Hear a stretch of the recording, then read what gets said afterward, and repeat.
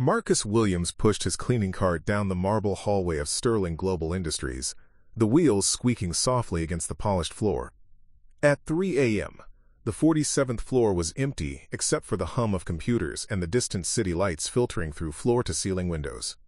To anyone watching, he was just another invisible member of the night cleaning crew, a middle-aged man in a gray uniform, methodically emptying trash bins and wiping down surfaces.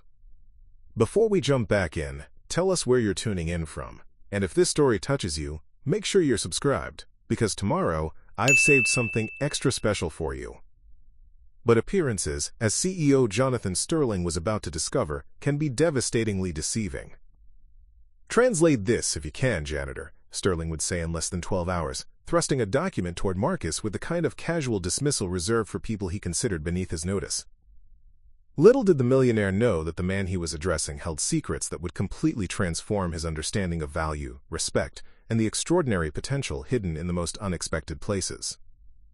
This is the story of how a single moment of arrogance collided with decades of hidden expertise, and how sometimes the most powerful revelations come from the people we never bother to truly see. Marcus Williams hadn't always worn a janitor's uniform. 3 years ago, he had been Dr. Marcus Williams, professor of international relations at Columbia University, specializing in Middle Eastern politics and fluent in Arabic, Persian, Hebrew, Turkish, and Kurdish. His office had been lined with awards, his schedule packed with speaking engagements, and his future seemingly limitless. Then came the article that changed everything. It was supposed to be a routine academic piece for the Journal of Middle Eastern Studies, a nuanced analysis of diplomatic tensions between regional powers. Marcus had spent months researching, conducting interviews with sources he'd cultivated over 15 years of academic work. The article was balanced, thoroughly cited, and represented the kind of scholarship that had built his reputation. What Marcus hadn't anticipated was how a single misattributed quote would unravel his entire career. The quote in question came from a Syrian diplomat who had spoken to Marcus off the record during a conference in Geneva. In his notes, Marcus had written "source requests anonymity" next to the diplomat's comments about ongoing negotiations. But when transcribing his handwritten notes weeks later, exhausted from teaching a full course load while juggling research deadlines, Marcus made a critical error. He accidentally attributed the quote to a Lebanese official instead. Under normal circumstances, it might have been caught during the review process. But the journal was rushing to publication ahead of a major international summit, and the quote seemed plausible enough that it slipped through multiple rounds of editing. The article was published on a Thursday. By Saturday, diplomatic channels were buzzing with confusion and anger. The Lebanese official, who had never made such statements, demanded a retraction. The Syrian diplomat, exposed by the misattribution, found his own position compromised. Within days, what should have been a minor correction had snowballed into an international incident involving 3 governments and 2 major newspapers. Marcus issued immediate corrections and apologies.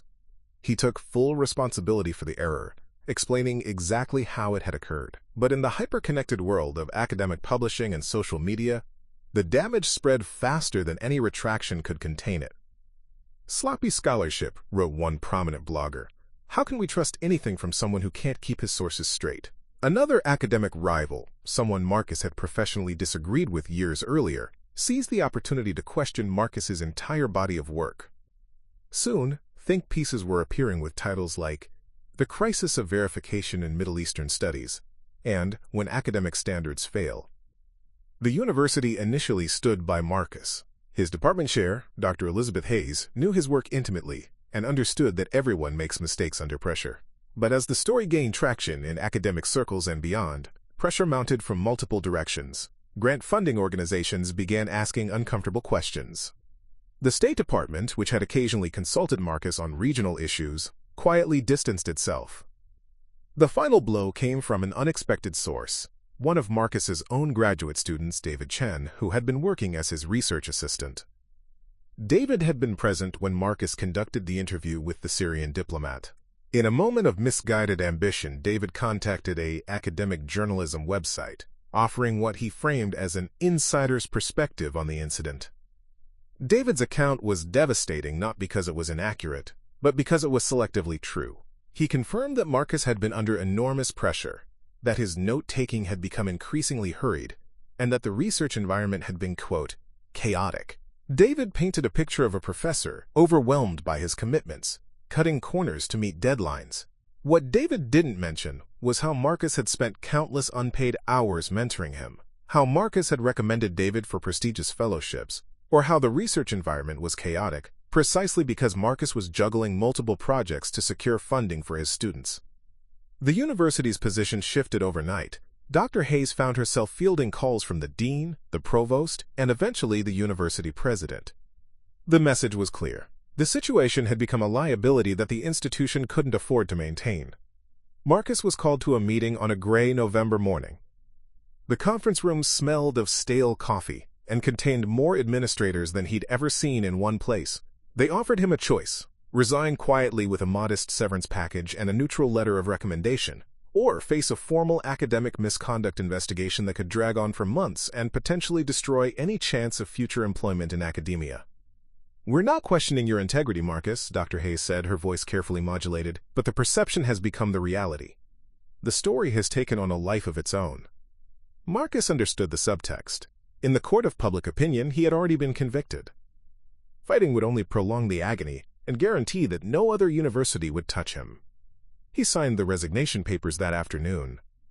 The months that followed were a blur of rejection letters and closed doors. Marcus applied to positions at smaller colleges, consulting firms, even high schools that needed social studies teachers. But his name had become too recognizable for all the wrong reasons. A simple Google search brought up dozens of articles questioning his professional competence.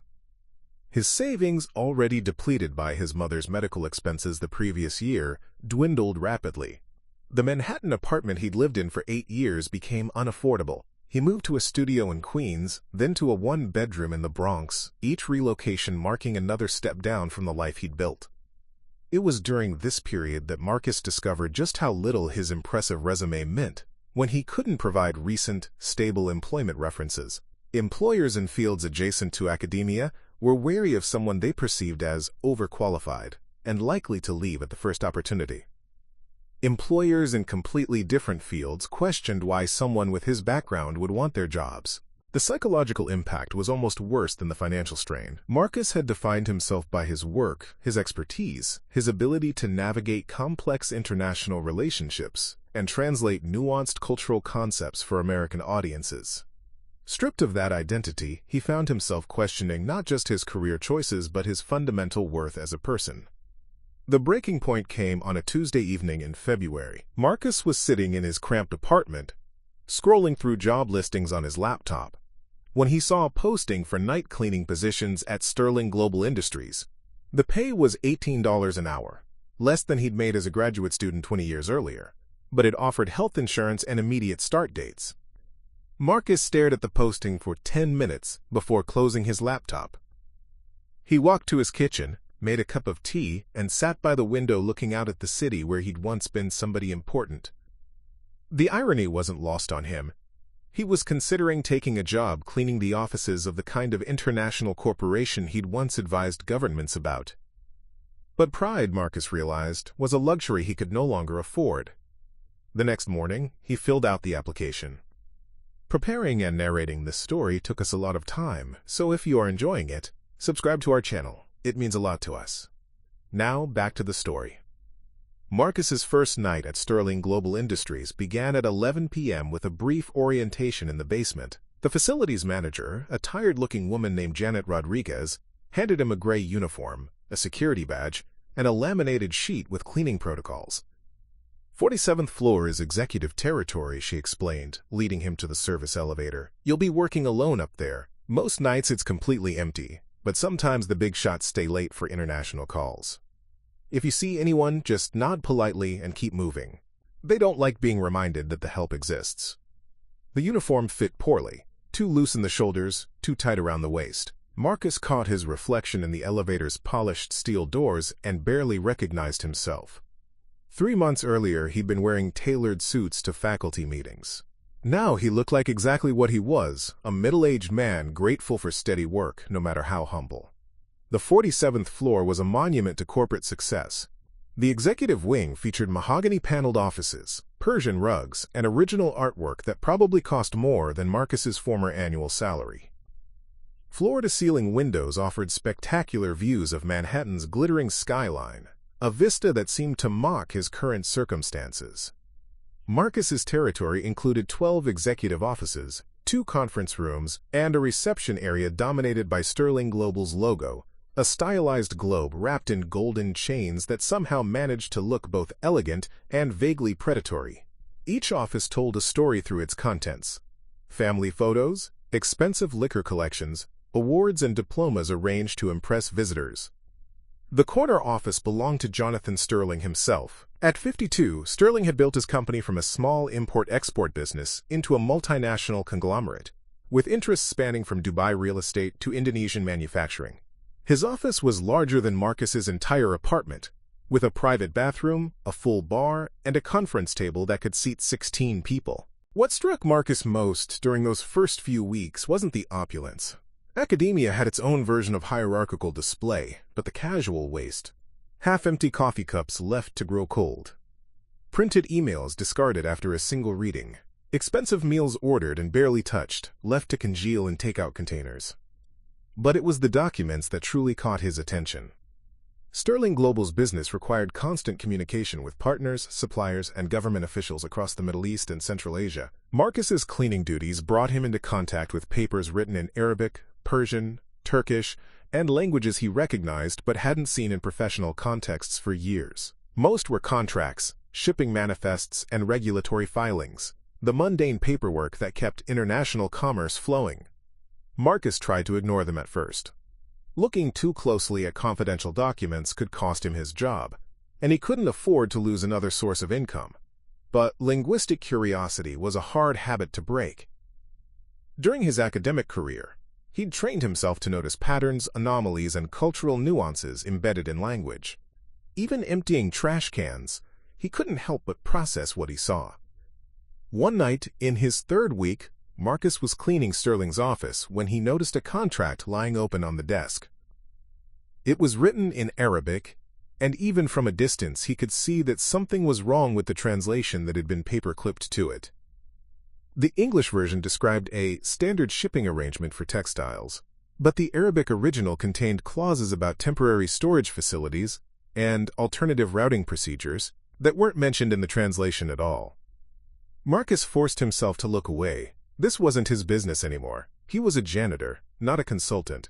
His job was to empty trash and wipe down surfaces, not to identify discrepancies in international contracts. But the pattern repeated itself over the following weeks. Marcus began to notice a troubling trend. Sterling Global's translations were consistently inadequate, and in some cases, dangerously misleading. Critical details were being lost, cultural contexts ignored, and legal implications overlooked. The company was clearly using automated translation services or inexperienced translators who treated language as a simple code-switching exercise rather than the complex cultural bridge it actually was. The most egregious example came during his 6th week on the job. Marcus was cleaning the main conference room after what had obviously been a tense meeting, scattered papers, empty whiskey glasses, and the lingering smell of expensive cigars. Among the debris was a contract in Persian that made Marcus stop in his tracks. The document outlined a joint venture with an Iranian company for what the English translation described as agricultural equipment manufacturing. But the Persian original told a very different story. The agricultural equipment was clearly described as dual-use technology that could be adapted for military applications. The manufacturing facility was to be located in a region under international sanctions. Most alarming of all, the financial arrangements included coded language that suggested money laundering through subsidiary companies. Marcus stood frozen in the conference room, holding his cleaning cloth while his mind raced through the implications. Either Sterling Global was knowingly involved in sanctions violations and potential arms trafficking, or they were being deceived by partners who understood that their American counterparts couldn't read the actual terms of their agreements. Neither possibility was good, but the second scenario was potentially catastrophic. If Sterling was inadvertently violating international sanctions, the legal consequences could destroy the company and potentially land executives in federal prison. The fact that they seemed oblivious to the real terms of their own contracts suggested a level of corporate negligence that bordered on criminal. Marcus carefully placed the documents back where he'd found them and continued his cleaning routine, but his hands were shaking. He'd stumbled onto information that could have massive implications for Sterling Global, its employees, and potentially international relations. The responsible thing would be to report his concerns to someone in authority. But who would listen to a janitor? Who would believe that the man who emptied their trash cans had the expertise to identify problems that their highly paid legal team had missed? And even if someone did listen, how could Marcus explain his knowledge without revealing his academic background? Information that could raise uncomfortable questions about why a former Columbia professor was working as a janitor. More troubling still was the possibility that his concerns would be dismissed, not because they were wrong, but because of who was raising them. In his academic career, Marcus had seen how institutional hierarchies could blind people to inconvenient truths. If a junior faculty member had raised the same concerns that a department chair would have taken seriously, they might be ignored or even punished for overstepping their bounds. The corporate world, Marcus suspected, would be even less tolerant of hierarchy-crossing observations. Over the following nights, Marcus found himself paying closer attention to the documents he encountered during his cleaning rounds. He began to piece together a picture of Sterling Global's international operations that was far more complex and troubling than the company's public image suggested. They were involved in deals across some of the world's most politically sensitive regions, often with partners whose backgrounds and motivations were unclear from the English-language summaries. Most concerning of all, the pattern of translation errors wasn't random. Many of the mistranslations served to obscure rather than clarify the true nature of Sterling's agreements. Clauses about government oversight became, quote, regulatory cooperation. References to military or security applications became specialized industrial uses. Financial arrangements that violated sanctions became standard commercial terms. Marcus began to suspect that Sterling Global's translation problems weren't just a matter of incompetence. They were being systematically deceived by partners who understood that Americans typically couldn't or wouldn't verify the accuracy of foreign language documents. The realization kept him awake during the day, staring at the ceiling of his small apartment while traffic hummed outside his window. He'd stumbled into a situation that could have enormous consequences, but he was trapped by his own circumstances. Speaking up could cost him his job and his health insurance. Staying silent could make him complicit in activities that violated both international law and his own moral code. Marcus had never felt more invisible or more burdened by what he could see. The crisis arrived on a Tuesday morning in the form of urgent voices echoing through Sterling Global's executive floor. Marcus had just finished his shift and was preparing to leave when he heard Jonathan Sterling's voice cutting through the usual corporate calm like a blade. "Get everyone in the conference room now. The FBI is asking questions about our Tehran operations, and I need answers yesterday." Marcus froze by the service elevator, his hand on the button. Through the glass walls of the conference room, he could see Sterling pacing frantically while executives filed in with laptops and stacks of documents.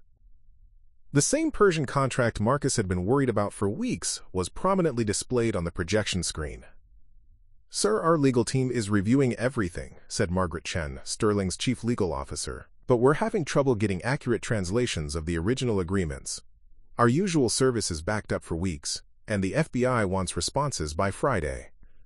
Sterling slammed his hand on the conference table. "This is exactly why I never trusted doing business in languages I can't read. How do we even know what we signed?" Through the glass, Marcus watched as various executives offered increasingly desperate solutions. Someone suggested using Google Translate. Another recommended flying in a translator from D.C., despite the obvious security risks of involving outsiders in what was clearly a federal investigation.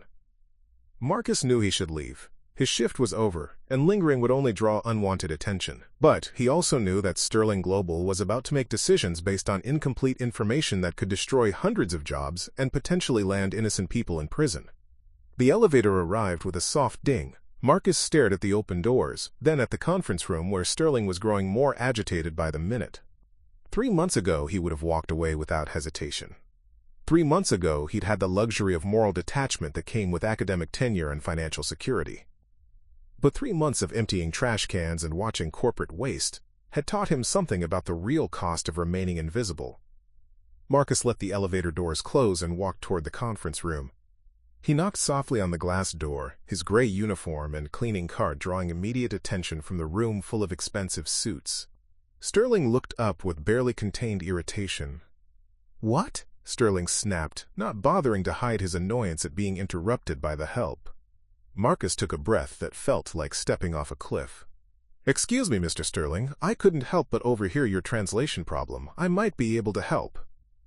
The room fell silent except for the hum of the air conditioning. Sterling's expression shifted from irritation to incredulous amusement. "You?" Sterling let out a harsh laugh. "The janitor wants to help with federal document translation?" Several executives chuckled nervously, unsure how to react to what seemed like an absurd interruption. "I understand it sounds unusual," Marcus replied evenly, "but I'm fluent in Persian, Arabic, and Turkish. I've been watching your company struggle with translation issues for months." Sterling's amusement turned to contempt. "Watching our translation issues? You empty trash cans, janitor. What could you possibly know about international business documents?" The dismissive tone hit Marcus like a physical blow, but it also triggered something he'd been suppressing for months. The humiliation of being reduced to his uniform, the frustration of watching preventable mistakes unfold night after night, and the knowledge that his silence could contribute to a disaster that would hurt innocent people. "More than you might think," Marcus said quietly. "That contract on your screen, for instance. The English translation you're relying on is missing several critical clauses that could be relevant to your FBI inquiry." Sterling's expression darkened. "Are you telling me you've been reading confidential documents while you clean? That's grounds for immediate termination and possibly criminal charges." "I've been trying not to read them," Marcus replied, surprising himself with his calm tone. "But when someone throws away contracts written in languages I spent 20 years studying, it's hard not to notice when the translations are wrong." 20 years studying? Margaret Chen leaned forward, her legal instincts apparently overriding the absurdity of the situation. "What exactly is your background, Mr. Williams?" "Marcus Williams. And before I started cleaning your offices, I was Dr. Marcus Williams, Professor of International Relations at Columbia University, specializing in Middle Eastern politics and linguistics." The conference room erupted in startled murmurs. Sterling stared at Marcus as if he'd suddenly sprouted wings. "You're telling me," Sterling said slowly, "that I've had a Columbia professor emptying my trash cans for 3 months?" "Former professor," Marcus corrected. "I resigned after an academic controversy.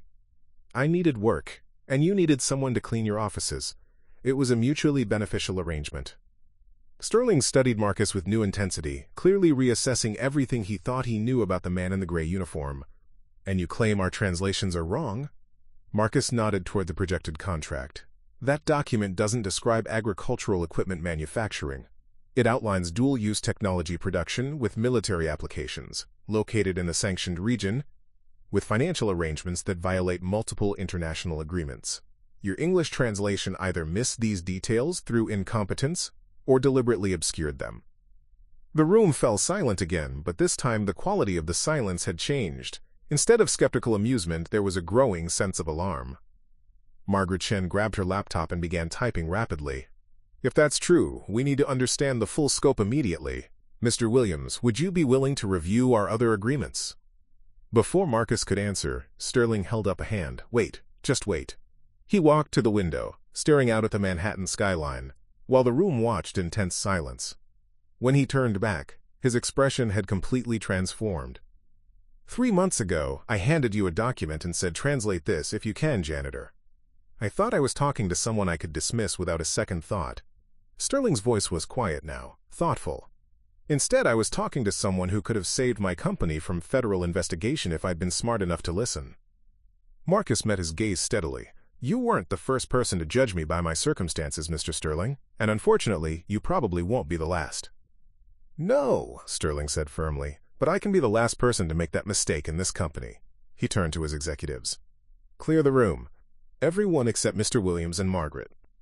As the other executives filed out, Sterling returned to the conference table and, to Marcus's surprise, pulled out a chair for him. "Dr. Williams," Sterling said, using his title for the first time, "I'd like to offer you a position as our Director of International Compliance and Translation Services. The salary would be $200,000 annually, plus benefits, plus a signing bonus to compensate for the months when I was too blind to recognize what was standing right in front of me. Marcus sank into the leather chair, overwhelmed by the sudden reversal of fortune. "Mr. Sterling, I appreciate the offer, but you should know that my academic career ended in controversy. My reputation in certain circles is complicated." Sterling waved his hand dismissively. "Dr. Williams, in the past 3 months, you've identified problems that could have cost my company hundreds of millions in fines and potentially sent people to prison. Your reputation with me just became the only one that matters for this position." 2 hours later, Marcus sat in his new office, a real office with windows and a door and his name on a placard, reviewing contracts that could have destroyed Sterling Global. His gray uniform hung in the closet, a reminder of how quickly circumstances could change. His phone buzzed with a text from his landlord about renewing his lease. Marcus smiled as he typed back that he'd be moving to a better apartment soon. 6 months later, Marcus stood before a Senate subcommittee investigating corporate compliance failures in international trade. His testimony about translation negligence and cultural blindness in American business helped shape new regulations that prevented countless other companies from making Sterling Global's near-fatal mistakes. But the moment he remembered most clearly wasn't his Senate appearance or his first day in his new office. It was the look on Jonathan Sterling's face when he realized that the person he dismissed as just a janitor was actually the solution to his biggest problem. Sometimes the most important people in our lives are the ones we never bother to see. And sometimes the most valuable expertise comes wrapped in the most unexpected packages. Marcus Williams had learned that lesson the hard way. Jonathan Sterling had learned it just in time. In the end, both men discovered that true worth has nothing to do with uniforms, titles, or the assumptions we make about each other. It has everything to do with being brave enough to speak up when it matters most, and wise enough to listen when we least expect to learn something new. The translation that mattered most wasn't between languages. It was between the assumptions we make and the reality that often stands right in front of us, waiting patiently to be recognized. Up next, you've got 2 more standout stories right on your screen. If this one hits the mark, you won't want to pass these up. Just click and check them out. And don't forget to like, subscribe, and turn on the notification bell so you don't miss any upload from us.